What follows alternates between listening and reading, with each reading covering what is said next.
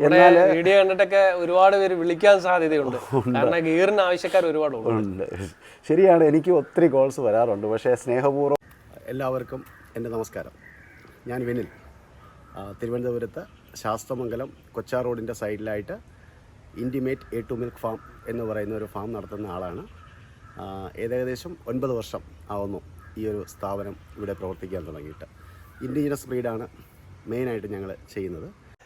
ഏകദേശം 80-അടുപ്പിച്ച് നാടൻ indigenous breed പശുക്കൾ എൻ്റെ കളക്ഷനിലുണ്ട്.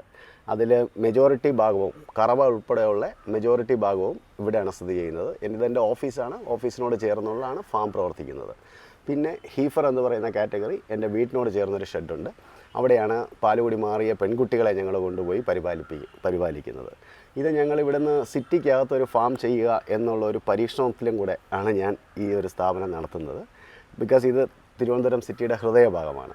ഇവിടുന്ന് ഞങ്ങൾക്ക് റോ മിൽക്ക് കറന്നാൽ ഒരു 1-1.5 മണിക്കൂർ, മാക്സിമം 2 മണിക്കൂറിനകത്ത് ഈ പാല് മുഴുവൻ ഞങ്ങൾ വീടുകളിൽ, ഈ പാലിൻ്റെ ഉപഭോക്താക്കളുടെ വീടുകളിലെത്തിക്കുകയാണ് ഞങ്ങൾ ചെയ്യുന്നത്. അപ്പോൾ പാലിന് അത്രയും ഹൈജീനായിട്ട് ഒരു കേടുപാടും കൂടാതെ വീടുകളിലെത്തിക്കുക. വേറെ ചില്ല് ചെയ്യുക അല്ലെങ്കിൽ പാസ്റ്ററൈസ് ചെയ്യുക ഇങ്ങനെയുള്ള യാതൊരു പ്രോസസ്സും ഞങ്ങൾ ചെയ്യുന്നില്ല. റോ മിൽക്ക് എത്തിക്കുകയാണ് ചെയ്യുന്നത്. പിന്നെ പാല് എക്സസ് ഉള്ളപ്പോൾ ഞങ്ങൾ പനീർ, നെയ്യ് ഇങ്ങനെയുള്ള പ്രോഡക്ട്സും ഉണ്ടാക്കി കൊടുക്കാറുണ്ട്. കറവ ഞങ്ങൾക്ക് 2 രീതിയിലാണ്. കറവ മെഷീനുണ്ട്, ഹാൻഡ് കറവയുണ്ട്. ചിലവർ മെഷീനിനോട് അത്ര അവർക്ക് താല്പര്യം കാണത്തില്ല. അപ്പോൾ അവരെ ഇങ്ങനെ എന്തായാലും ഹാൻഡ് കറവ ചെയ്താലേ പറ്റുള്ളൂ. അപ്പോൾ അത് 2 രീതിയിൽ ഞങ്ങൾ കറക്കാറുണ്ട്. അപ്പോൾ ഇതിനകത്ത് ഈ ഫ്രണ്ട് ലൈനിൽ നിൽക്കുന്നവരാണ് കൂടുതലും കറവക്കാർ. ബാക്കിൽ നിൽക്കുന്നവരൊക്കെ കൺസീവ് ചെയ്ത് നിൽക്കുന്നവർ കറവ പറ്റിയവരൊക്കെ ആയിരിക്കും.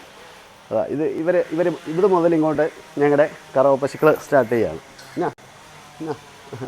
ഇപ്പോൾ അവൾ 2ാമത്തെ പ്രസവം ഇപ്പോൾ കൺസീവായി നിൽക്കുകയാണ്.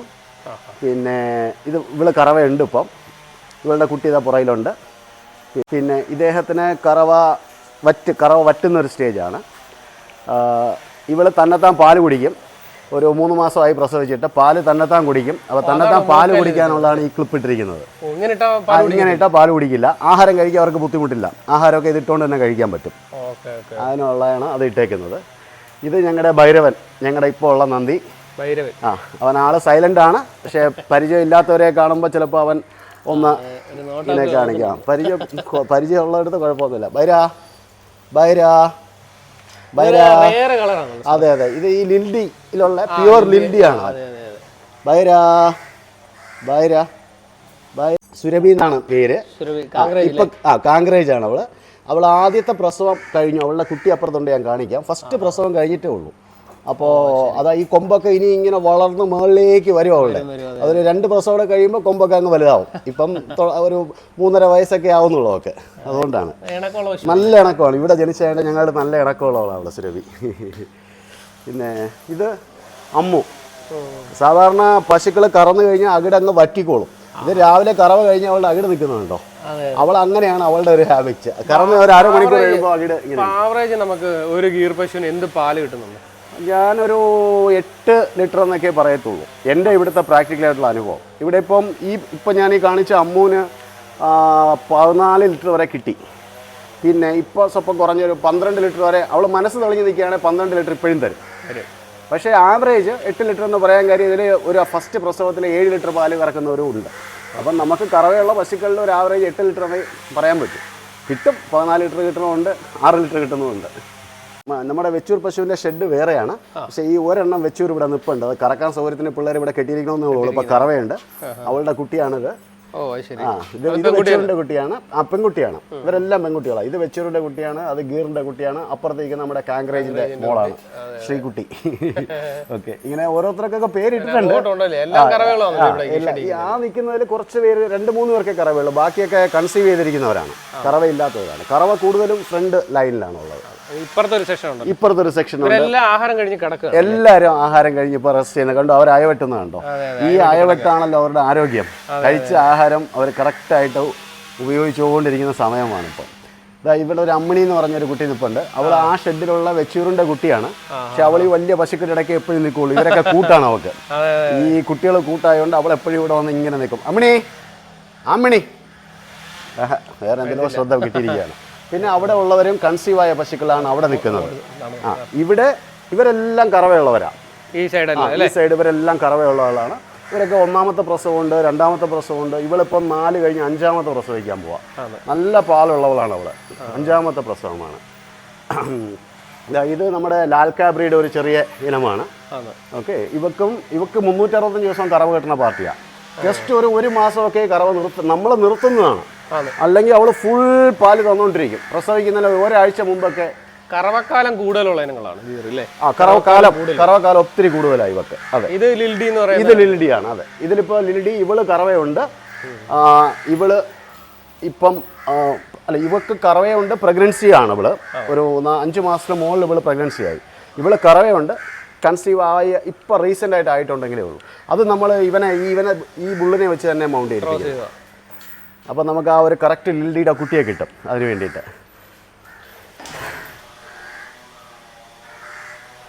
എല്ലാവരും റെസ്റ്റില്ല, അൺഫോർച്ചുനേറ്റ്ലി.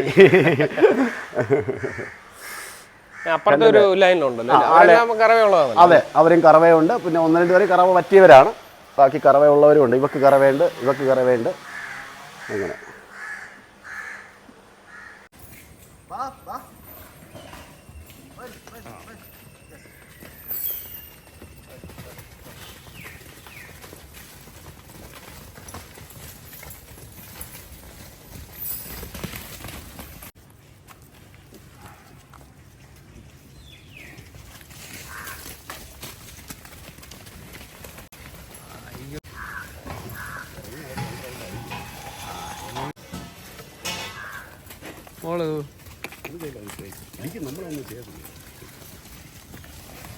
ഇങ്ങനെ ഓടി കളിക്കുന്നേ എന്തല്ലേ ഒരു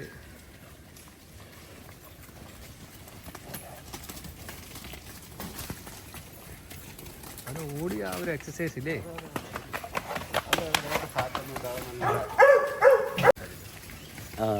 ഇവരുടെ ഒരു ആരോഗ്യം, ദേഹത്തൊരു ശകലം പോലും ഫാറ്റ് ഇല്ലാതെ ഇവരുടെ ഒരു ഹെൽത്തിൻ്റെ ഏറ്റവും നല്ല ഇതെന്ന് വെച്ചാൽ അവരുടെ ഈ എക്സസൈസാണ്.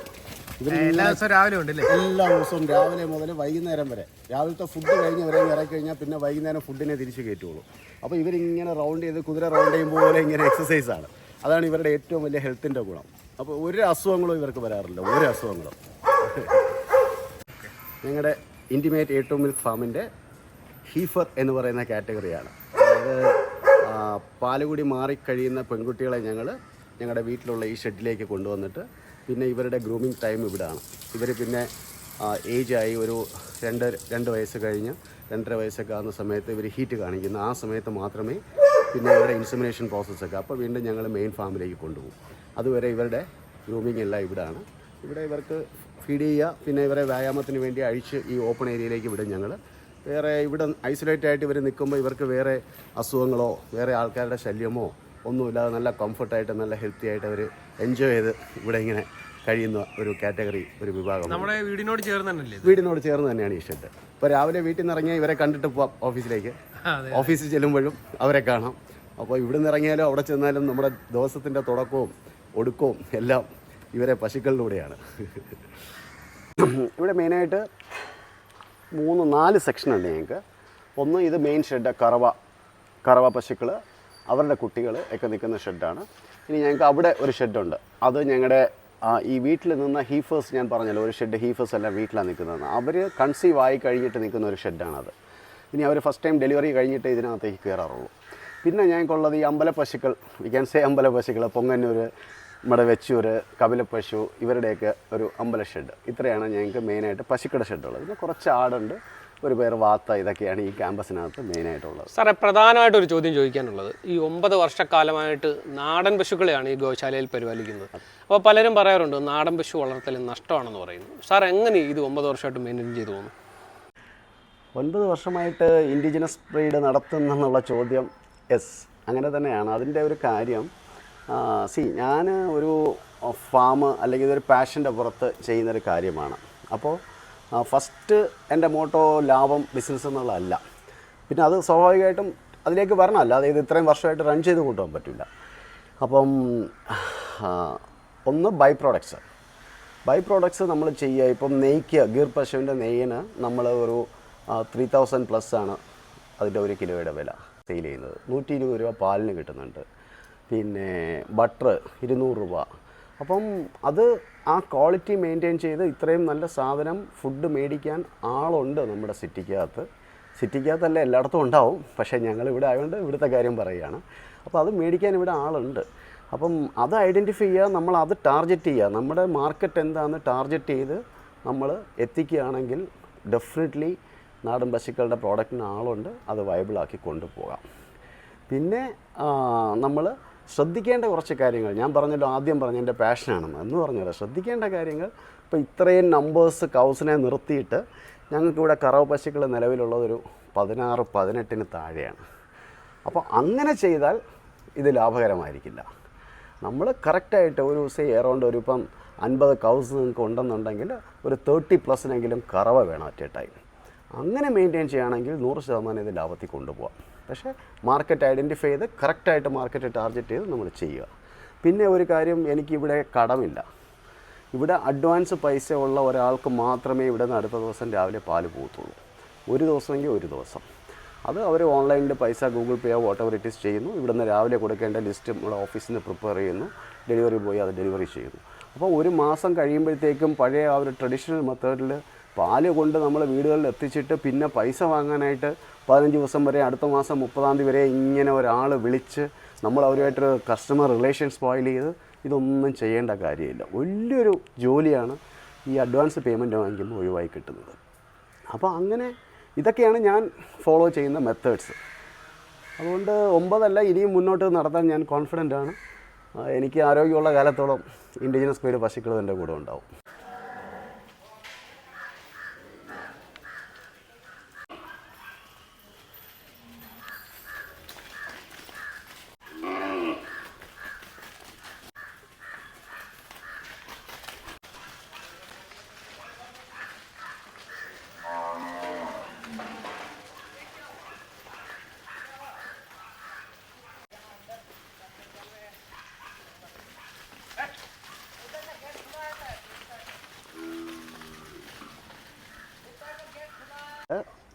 ഗീർ പശുക്കൾ നമ്മുടെ ഈ ഫാമിനകത്ത് ഹമ്പുള്ള പശുക്കളേ ഉള്ളൂ. സാധാരണ HF, ജേഴ്സി, വൈറ്റ് റെവല്യൂഷൻ നമ്മൾ ഇങ്ങോട്ട് കൊണ്ടുവന്ന ഹൈ പ്രൊഡക്ടിവിറ്റി ഉള്ളവർക്ക് പശുക്കൾക്ക് ഹമ്പില്ല, കാളകൾക്കേ ഹമ്പുള്ളൂ. ഇത് ഹമ്പുള്ള പശുക്കളെ ഈ ഫാമിലുള്ളൂ എല്ലാ പേർക്കും. ഇവർക്ക് സൂര്യകേതു നാടി എന്നാണ് പറയുന്നത്, ഹമ്പ് മുതൽ ഈ ടെയിൽ വരെ. ഇവർ വെയിൽ കൊണ്ടാൽ മാത്രമേ ഇവരുടെ പാലിനും ആ ക്വാളിറ്റി കിട്ടത്തുള്ളൂ. വെയിലിൽ കൂടെ ഇവർ വൈറ്റമിൻ D ഉൾപ്പെടെ ഇവരുടെ പാലിലുണ്ടെന്ന് പറയുന്നത് ഇവർ സൺലൈറ്റിൽ നിന്ന് അബ്സോർബ് ചെയ്യുന്നതാണ്. അപ്പോൾ അതുകൊണ്ടാണ് നമ്മൾ എല്ലാ ദിവസവും ഓരോ സെക്ഷനായിട്ട്, ഈ സെക്ഷന് ഇന്ന് വിടുവാങ്ങില്ലേ കൺജസ്റ്റഡ് ആയി പോകും, ഇവരെ നമ്മൾ വെയിൽ കൊള്ളിക്കും. ഇന്ന് അൺഫോർച്യുനേറ്റ്ലി വെയിലില്ല, മഴ ദിവസമാണ്. എന്നാലും അത് ആൾക്കാർക്ക് മനസ്സിലാവാൻ വേണ്ടി ഞങ്ങൾ പുറത്തിറക്കി വിട്ടതാണ്. ഓക്കെ, ഇതാണ് അവർ ഇവിടെ കിടന്ന് വെയിലും കൊണ്ട് എക്സസൈസൊക്കെ ചെയ്ത് വരുമ്പോൾ അവർ നല്ല ആക്റ്റീവായിരിക്കും പശുക്കൾ. പ്രധാനമായിട്ടും നമ്മൾ ബിസിനസ് മാത്രമല്ല, ഇവരെ ഒരു 95% പശുക്കളെ ഇവിടെ മൂക്കേറില്ലാതെ വളർത്തുന്നത് നമ്മുടെ ശ്രദ്ധയിൽപ്പെട്ടിട്ടുണ്ട്. അപ്പോൾ ഇവരുടെ ഇണക്കവും മറ്റു കാര്യങ്ങളൊക്കെ എങ്ങനെയാണ്? ഇവരുടെ ഇണക്കം, ഇവർ ഗുജറാത്തിലെ ഗീർ വനങ്ങളിൽ, സിംഹങ്ങളാണ് ഗീർ വനങ്ങളിൽ, അതിനോടൊപ്പം അവിടെ ഒറിജിനേറ്റ് ചെയ്ത പശുക്കളാണ് ഗീർ പശുക്കൾ. അപ്പം വൈൽഡ്, ഓൾമോസ്റ്റ് ഒരു സെമി വൈൽഡ് കൗസാന്ന് നമുക്ക് പറയാം. അതുകൊണ്ട് ഒരിക്കലും ഒരു 6-7 മാസമായ കുട്ടിയെ പോലും നമുക്ക് ബലം പിടിച്ച് നിർത്താൻ പറ്റത്തേയില്ല. അവരെ നമുക്ക് പാറ്റ് ചെയ്ത് സ്നേഹത്തോടെ ഇങ്ങനെ നമ്മുടെ കൂടെ നടത്തിക്കൊണ്ടുവരാം. പക്ഷെ പിടിച്ച് വലിച്ചാൽ നമ്മൾ വീണ് പോകത്തേ ഉള്ളൂ. അപ്പോൾ വലിയ പശുക്കളെ അങ്ങനെ ഒരു രീതിയിലും നമുക്ക് കൺട്രോൾ ചെയ്യാൻ പറ്റില്ല. പക്ഷേ നമ്മളൊരു എന്താ പറയുന്നത്, ഇന്നേ വരെ ഇവിടെ ഒരു കമ്പെടുത്ത് പശുക്കളെ അടിക്കുന്ന സ്വഭാവം പോലും ഇല്ല. അതെൻ്റെ പണിക്കാരടുത്തും സ്ട്രിക്റ്റ് ഇൻസ്ട്രക്ഷൻ, അങ്ങനെയുള്ള പണിക്കാരെ എൻ്റെ കൂടെ പണിയെടുക്കത്തുള്ളൂ. പശുവിനെ അടിച്ചു മെരിക്കാൻ പറ്റുകയില്ല. അവരെ നല്ല ആഹാരം കൊടുത്തും അവരുടെ സ്നേഹത്തും അവരുടെ വിശേഷങ്ങൾ പറഞ്ഞും നമ്മൾ ഇങ്ങനെ ഒന്ന് പാറ്റ് ചെയ്യുമ്പോഴേക്കും അവർക്ക് നന്നായിട്ട് അറിയാം. ചിലർക്ക് സങ്കടം വരും, ചിലപ്പോൾ അവർ സന്തോഷം കൊണ്ട് കണ്ണീരിറക്കും. കണ്ണീർ ഒത്തിരി വരുന്ന കൂട്ടത്തിലുള്ളവരാണ്. അപ്പോൾ ആ ഒരു രീതിയേ പറ്റത്തുള്ളൂ. പിന്നെ നമ്മൾ സ്വപ്പം ഒന്ന് ചിന്തിക്കുക, അവരെന്ത് മൂഡിലാണ് നിൽക്കുന്നത്, അവരെ എങ്ങനെ ഇപ്പോൾ കൈകാര്യം ചെയ്യണം. ഇല്ലെങ്കിൽ ഇപ്പോൾ അവരെ ശല്യം ചെയ്യേണ്ട ഒരു അരമണിക്കൂർ കഴിഞ്ഞിട്ട് അവരുടെ അടുത്ത് പോയി വിളിച്ചുകൊണ്ടുവന്ന് നമുക്ക് മരുന്ന് കൊടുത്താൽ പോരെ. ഇങ്ങനെയൊക്കെ ചിന്തിച്ച് നമ്മൾ ചെയ്യുക. കൂടുതൽ സ്ട്രെസ്സ് കൊടുക്കാതെ അവരുടെയും കൂടെ ഒരു ടൈമിങ്ങും കംഫർട്ട് സോണും നോക്കി നമ്മൾ അവരെ മാനേജ് ചെയ്യാമെങ്കിൽ നമുക്ക് ഈസി ആയിട്ട് കൊണ്ടുപോകാം. ഇല്ലെങ്കിൽ പ്രത്യേകിച്ചും ഒരു പുതിയ പണിക്കാരൻ വന്നാൽ തന്നെ ഞാൻ പറയാം, ആദ്യം നീ ഒരു 2-3 ദിവസം ഫുഡ് കൊടുത്ത് അവനെ ബാക്കി പരിപാലിക്കുക. അവൻ്റെ ചാണകം വാരുക, അവനെ കുളിപ്പിക്കുക. ഇതൊക്കെ ചെയ്ത് കഴിഞ്ഞിട്ടേ പശുവിൻ്റെ അടുത്തോട്ട് പോയി തൊട്ടിട്ട് കാര്യമുള്ളൂ. അവരൊന്ന് പരിചയപ്പെടണം. പരിചയമില്ലാത്തവരെ അടുപ്പിക്കുകയല്ല എൻ്റെ പശുക്കളെ. ഈ ഫാമിൽ തന്നെ ഞങ്ങൾ ആരെങ്കിലും വിസിറ്റേഴ്സ് വരണമെന്ന് പറഞ്ഞാൽ പോലും ഞങ്ങൾ പറയും ഉച്ചയ്ക്ക് ശേഷം വരും, ഒരു 1:30-2 മണിക്ക് ശേഷം. രാവിലെയൊക്കെ അവർ ഫുൾ അവരുടെ ശരീരത്തിലേക്ക് വേണ്ട ഡൈജഷൻ, നമ്മൾ രാത്രി ഉറങ്ങും പോലെ അവരുടെ ശരീരത്തിന് വേണ്ട ഡൈജഷൻ പ്രോസസ്സും കാര്യങ്ങളും ഒക്കെ നടക്കുന്ന സമയമാണ്. ആ സമയത്ത് അവരെ പോയി ഡിസ്റ്റർബ് ചെയ്ത് സ്ട്രെസ്സ് കൊടുത്തു കഴിഞ്ഞാൽ പിന്നെ അവർ തിരിച്ച് വീണ്ടും ആ ഒരു പീസ് ഓഫ് മൈൻഡ് അല്ലെങ്കിൽ ആ ഒരു പ്രോസസ്സിലേക്ക് വരാൻ 1 മണിക്കൂറെങ്കിലും എടുക്കും. അപ്പോൾ അതുകൊണ്ട് ആ സമയത്ത് ഞങ്ങൾ ആരെയും ഫാമിലേക്ക് പശുക്കളെ കാണിക്കാൻ പോലും കൊണ്ടുപോകാറില്ല. ഉച്ചയ്ക്ക് ശേഷം ആകുമ്പോൾ അവരൊക്കെ അലർട്ടായിരിക്കും. ആ സമയത്ത് സാരമില്ല, ആർക്കെങ്കിലും നമുക്ക് അത്യാവശ്യമുള്ളവരെയൊക്കെ കാണിക്കാം. ഇങ്ങനെ മെയിൻറ്റെയിൻ ചെയ്യും. സാറേ, അതേപോലെ നമ്മുടെ ഈ ഗീർ പശുക്കളൊക്കെ സാറ് എങ്ങനെയാണ് കളക്ട് ചെയ്തതിൻ്റെ ഒരു കാര്യങ്ങളൊക്കെ?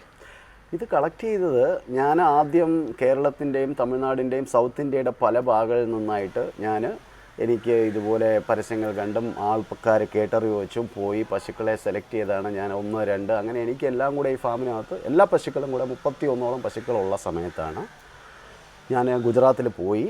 ഒരു 5 പ്രാവശ്യമെങ്കിലും ഞാൻ ഇതിനു വേണ്ടി പോയിട്ടുണ്ട്. 5ാമത്തെ പ്രാവശ്യമാണ് അവിടെ പോയി സെലക്ട് ചെയ്ത്. ഒരു വലിയ മഹായജ്ഞം പോലെ ആയിരുന്നു. നല്ല പേരന്റ് സ്റ്റോക്കിനെ കളക്ട് ചെയ്യുക എന്ന് പറയുന്നത് ഒരു കടമ്പ തന്നെയാണ്. അതെ. അപ്പോൾ അങ്ങനെ ഒരു പാരന്റ് സ്റ്റോക്കിനെ കൊണ്ടുവന്ന് അതിൽ നിന്നുള്ള ഇപ്പോൾ അതിൻ്റെ ഒരു 3rd ജനറേഷൻ വരെ എനിക്ക് ആയിട്ടുണ്ട്. അപ്പം സ്വാഭാവികമായിട്ടും ആ ബ്രീഡ് ക്വാളിറ്റി ഇമ്പ്രൂവ് ചെയ്ത് കൊണ്ടുവന്നുകൊണ്ടിരിക്കുകയാണ് ഞാൻ. അതുകൊണ്ട് ഞാൻ ഇവിടുന്ന് ഇപ്പോൾ പലരും എൻ്റെ അടുത്ത് ചിലപ്പോൾ വിളിച്ചു ചോദിക്കും, സാറേ ഇനി എന്നാ ഗീർ പശു വരുന്നത്, ഞങ്ങൾക്ക് വേണം കുട്ടി. ആക്ച്വലി ഞാൻ പിന്നീട് ഇതുവരെ കൊണ്ടുവന്നിട്ടില്ല. ഇത് കൊണ്ടുവരിക എന്ന് പറഞ്ഞാൽ ചെറിയ കാര്യമില്ല, വലിയ ടാസ്ക്കാണ്. ഞാൻ ഇവിടെ ഉള്ള ജനറേഷൻ അതിൻ്റെ ബ്രീഡ് പ്യൂരിറ്റി മെയിൻറ്റെയിൻ ആക്കി ഇൻക്രീസ് ആക്കി ഇങ്ങനെ കൊണ്ടുവരികയാണ്. അപ്പോൾ ഇതെൻ്റെ ഫ്യൂച്ചറിലേക്ക് എൻ്റെ ഫാമിലേക്കുള്ള കുട്ടികളെയൊക്കെയാണ് ഞാനിവിടെ ഡെവലപ്പ് ചെയ്ത് കൊണ്ടുവരുന്നത്. അല്ലാതെ ഇവിടെ അങ്ങനെ സെയിലോ കാര്യങ്ങളോ ഒന്നും വലുതായിട്ടില്ല. എന്നാൽ വീഡിയോ കണ്ടിട്ടൊക്കെ ഒരുപാട് പേര് വിളിക്കാൻ സാധ്യതയുണ്ട്, കാരണം ഗീറിന് ആവശ്യക്കാർ ഒരുപാട് ഉണ്ട്. ശരിയാണ്, എനിക്ക് ഒത്തിരി കോൾസ് വരാറുണ്ട്. പക്ഷേ സ്നേഹപൂർവ്വം നമ്മളത് നിരസിക്കുകയാണ്. പിന്നെ കൊടുത്തിട്ടുണ്ട് കേട്ടോ, വളരെ അപൂർവമായിട്ട് ചിലപ്പം ഒഴിവാക്കാൻ പറ്റാതെയൊക്കെ പലരും വിളിച്ച് ഞങ്ങൾ കൊടുത്തിട്ടുമുണ്ട്, ഇല്ലാതില്ല. ഇതാണ്.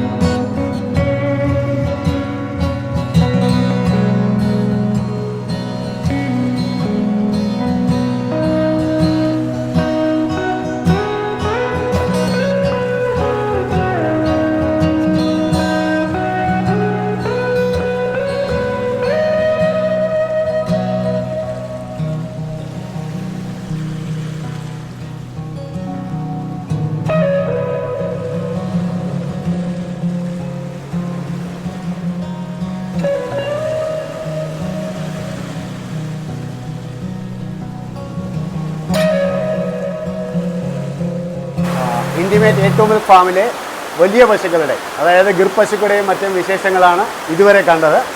ഇനി അടുത്ത ഞങ്ങളുടെ പാർട്ടിൽ കാണാൻ പോകുന്നത് ഞങ്ങളുടെ കുഞ്ഞൻ പശുക്കൾ, വീട്ടിനുള്ളിലും ഒക്കെ ആൾക്കാർ വളർത്തുന്ന പൊങ്ങന്നൂർ പശുക്കളും വെച്ചൂർ പശുക്കളും അതിൻ്റെ വിശേഷങ്ങളുമായി വീണ്ടും കാണാം. നന്ദി.